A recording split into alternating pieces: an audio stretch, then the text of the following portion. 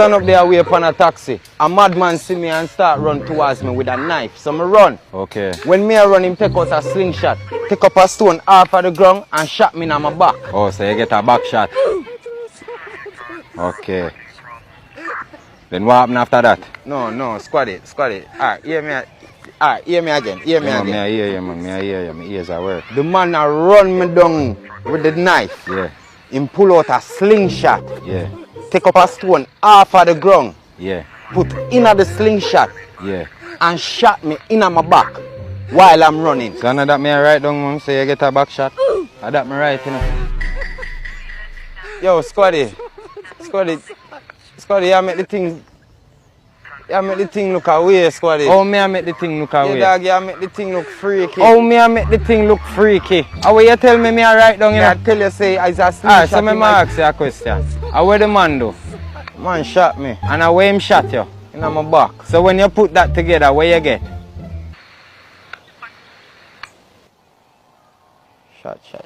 Shot back. What? You get shot back. When you put it together, you get shot back. No, brother. No. I know so it go. If you go in front of the judge will tell you say a back shot you get. Charge you, that me I try show you no officer, you make it look like a bed man bend over. Hey yo, you take it to a place where me nah go there with you, you know. So here one, me I go call it in and make them tell you what to do. And that me I do, cause me nah go there with you. Wherever you go, me nah go there. Me just call it in. No, me nobody want your help, officer. Me did it myself. Officer reporting. So me nobody want your help. Me I report a sexual assault in the RP3 area, you know. A man come to me and I tell me say a man run him down and give him a back shot. Blood clot. Alright, copy that. Yo, me I forgot to take care of the nearest hospital, you know. Make them check your vitals if you have no ST. Why does the entire world want to become Jamaican, but nobody wants to understand Jamaica? You see it everywhere. The music, the slang, the swag, from Harlem to Hackney, Lagos to Los Angeles. Everybody's wearing the vibe, you know. Comedians worldwide can't stop talking about the Jamaicans. Athletes try to run like Jamaicans. Even your favorite rapper, like probably a Ghana Jamaican producer, but here's what nobody wants to admit. Jamaica is not just influential by accident. This is a 3 million person island that somehow convinced 8 billion people that this is what cool looks like. And then how? Today, we are going to break down the formula, the culture, the pain, the genius, and why the diaspora needs to stop taking notes and start taking credit. If you ever got switched into Patois, this one is for you guys. I got a couple of clips here. I want you to watch them at the very end, and then I'll be back to discuss everything with you guys. Jamaicans, I think those are the only black people that don't like black people. They come to this country and treat us like we immigrants. They come out, yeah. Yankee boy, he lazy. He don't want work.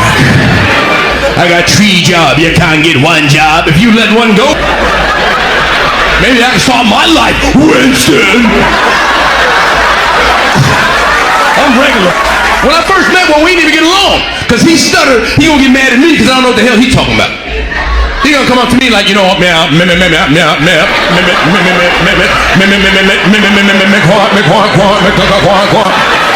this was a singer. I started doing this shit right here. I'm like, when the album coming out? I want to support you. Then he threatened me. I grew up around black people. You don't scare me. I grew up around Jamaicans, man. Jamaicans are hard people to grow up around. Any Jamaicans here tonight? They're like the most passive Jamaicans ever. They're like, Bobo lick shot. I, man, a brethren is a Jamaican. Look at this. Quietest Jamaicans in the world. Jamaicans are hard people to grow up around. You know why? Because when I was growing up around Jamaicans, you hang around Jamaican people long enough, you feel the need to want to be Jamaican. They just look so cool. Everything about them is cool. When I was a kid, I was like, I wanted to be Jamaican so bad. I started dressing like a Jamaican. I started wearing a little red, yellow, and green belt. And I started talking like a Jamaican. I started listening to reggae music. I started having kids I didn't know about. I did everything that I possibly could.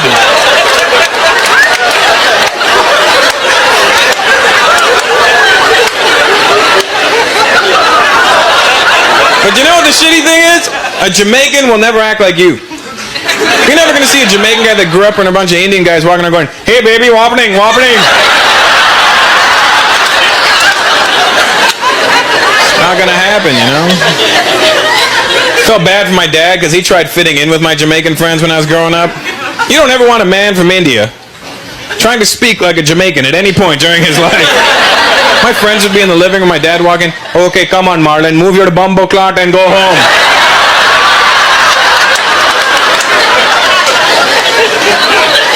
My dad thought punani was a tropical fruit. It is if you think about it. For the older white folks that look confused right now, punani is the Jamaican word for a woman's... You know what I'm saying? For her pum-pum. My dad thought it was a tropical fruit. One time when I was a kid, I was sick and I was messing around with my dad. He came here and he goes, "Oh my God, son, you're sick. What can I get you?" I go, "Dad, I love punani." My dad went to the Jamaican store. "Hey lady, where's your punani?" "My son is at home sick. He needs punani right now. Give me two." "Is it ripe? Let me squeeze it." No seeds. Jamaican men have this weird talent where they're able to say the most sexually outrageous thing to you and make it sound like the most beautiful poem ever written by a man. And I literally saw it happen the other day. This man walked up to this woman and said, "Me want dive in your vagina and swim around like Poseidon." Sometimes it can be so supportive as well.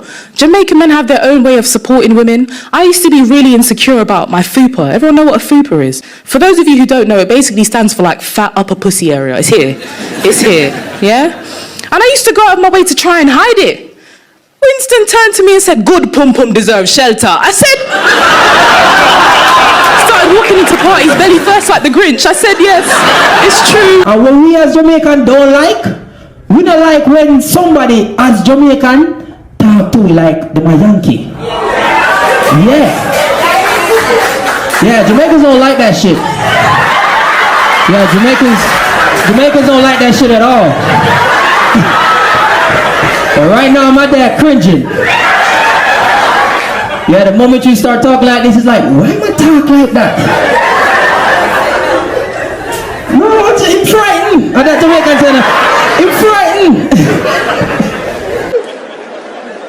The women in Jamaica are aggressive. Not like the girls from Brixton. These ones are for real, bruv. Man, them, you ever shook in a woman's hand and you feel like the female? I was like, "Hi." She's like, me and my brethren, we was in Donovan's van. This woman bust into the van. "Yo, where you from?" My voice got high. I was like, "Hackney." I don't sound like that. She goes, "Yo, Hackney boy, you want some of this pum pum?" Ladies and gentlemen, I was so scared. I was like, "No, I've got a man, thank you."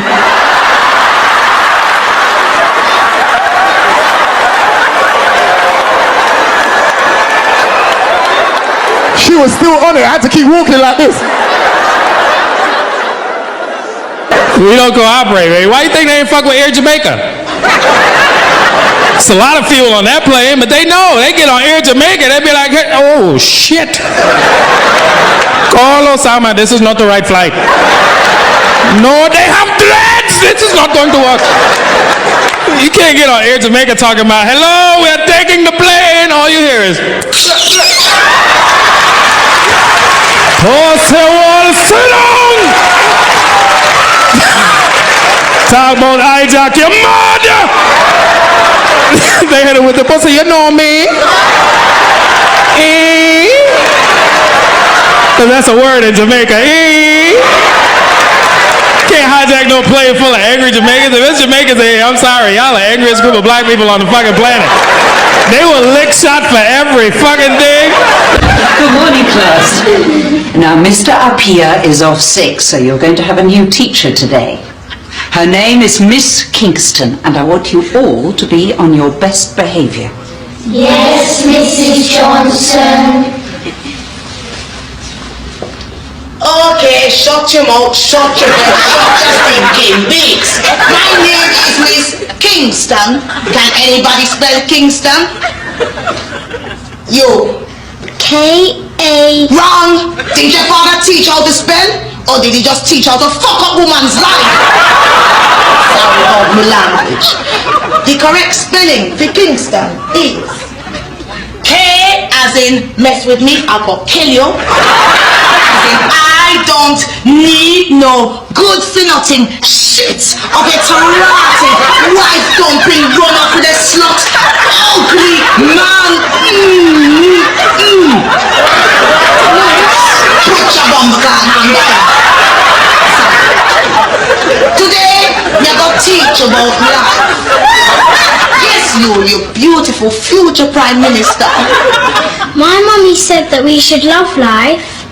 And I say, life is like a birthday. Then a man comes along and just shits in your cake. Pussy flower! Sorry about my language. Don't tell your parents I swear. But if you do, I will fuck you up. May I have a plaster? In Jamaica, we only use plasters for three things. 1, as sellotape. 2, as a silencer. And 3, as contraception. Miss? Shut your mouth before me thump you and your blood. It's now time for you to learn your nursery rhyme. All together now. Baba, black man.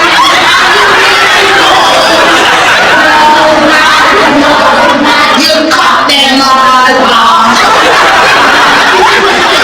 Shut your mouth, shut your breath, shut your stinking beaks. Because you're short, that means you're close to the ground, which means you're close to my foot. So unless you want to feel my foot, come on me blood clot, rock, I me say come on.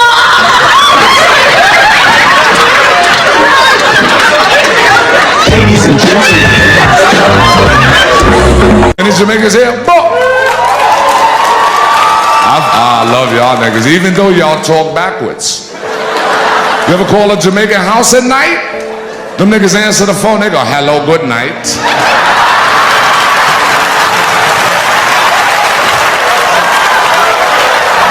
You be just standing there like, I know this bitch ain't just hang up on me. My man Jamaican, I know they talk backwards. Me and this nigga went to the store to buy new shoes. I'm showing him the shoes. I said, Trevor, look, these shoes is brand new. He gonna look at his shoes and go, yeah, this is a new brand. You ever go to the Jamaican store? Is it me? Or it ain't never a nigga at the counter when you get there? You gotta hold the shit up you trying to buy and call him from the back. You be like, yo!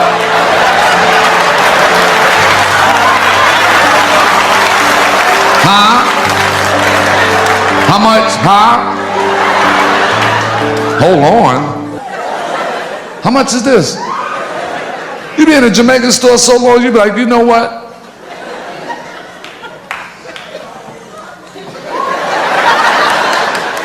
I should walk the fuck out with this shit. As soon as you get that thought in your head, this nigga come from the back of the store, you know, this nigga right here.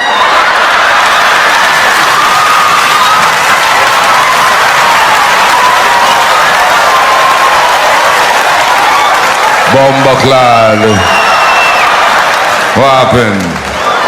You be like, what happened, nigga? I want to know how much is the 40? That 40 right there? Yeah, this one. How much is it, nigga?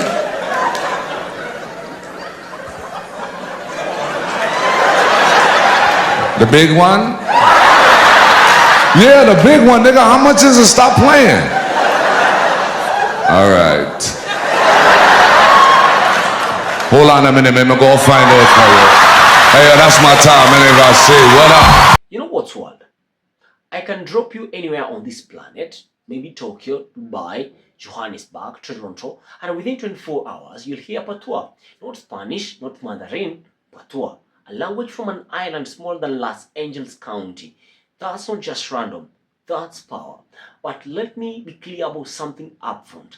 This is not about chest thumping nationalism or playing Operation Olympics with the other black nations. This is about understanding a phenomenon that the diaspora has been living but rarely admit.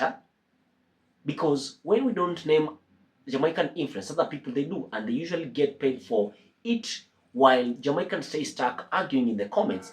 So let us talk about Jamaica. I wrote the postcard version, the real one. Here's the paradox, guys. Jamaica is simultaneously over-celebrated and deeply misunderstood. Comedians worldwide build entire careers on Jamaican impressions. Fashion brands slap red, girl, and green on everything. Your gym playlist probably has 3 dancehall tracks, but ask the average person what they actually know about Jamaica beyond Bob Marley, Patois, and Jack Chicken cricket. Like, it's cricket. They won't tell you anything.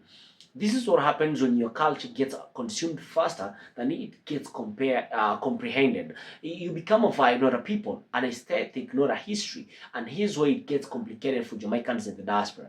They participate in this. They laugh at the stereotypes. They can switch into accents for jokes. They wear the march, but they rarely ask, why is Jamaican culture so magnetic? And what does that teach us about the culture, black cultural production globally? I want us to break down the formula because influence, this massive, doesn't happen by accident. First, there is a survival-bred innovation. Jamaica's influence comes from the same place all great diaspora culture come from: survival and oppression. You take people who are brutalized under slavery, throw them on a Caribbean rock, give them scraps, and what do? They don't just survive, they create genres. Reggae, dancehall, ska, dub, sound system culture that literally birthed hip-hop in the Bronx through Jamaican immigrants like DJ Kool Herc, And this is the pattern across the black diaspora. Constraint breeds creativity. Nigeria gave us Afrobeats and corruption and neglect. Black Americans gave us jazz, blues, rock and roll, and a Jim Crow laws. But Jamaica, they industrialized it. They made culture export ready before globalization was even a word. Number 2, the confidence algorithm itself. So there is something about Jamaican cultural confidence that's almost pathological, and I mean that as the highest compliment. Jamaicans don't ask for a seat at the table. They don't code switch to make others comfortable. They show up as themselves, unapologetically, and dare you to have a problem with it. That's no arrogance. That's the result of post-colonial nation that looked at British colonizers and said, we are taking your language, remixing it and making it ours. Patois is not broken English. It is English that broke free. That energy is infectious. It gives other diaspora communities permission to stop shrinking themselves. Now, let us talk about reach, because this is where it gets undeniable. Let us talk about music. Bob Marley and maybe Peter Shaw, they were not just musicians. They were prophets to figure multiple generations across the continent. Take a look at Bob Marley's redemption song, which has been sung at the protests from South Africa to Palestine. That's not just influence. That's like a scripture. And when you come to sports, you have Usain Bolt who defined what human speeds look like. Sheldon Price became the pocket rocket no one could ever stop. For a small island to dominate Olympic sprinting for decades, that's a miracle wrapped in a flag. Language and humor, Patois has infiltrated global English in ways linguistics are still studying. Talk about Irie, Yadi, Bumbleclat, training on Twitter every other week, and these comedians ain't just doing impressions. They are showing how Jamaican communication is performance art. Everything from the tone to the timing to the audacity. But here's what the comedians are actually doing when they praise Jamaica. They're called translating Jamaican genius for mainstream audiences who will never otherwise access it. They are saying, this is special, pay attention. For those of us in the African and Caribbean diaspora, Jamaican functions as a mirror. We see what's possible when you refuse cultural erasure. We see what happens when you don't wait for validation.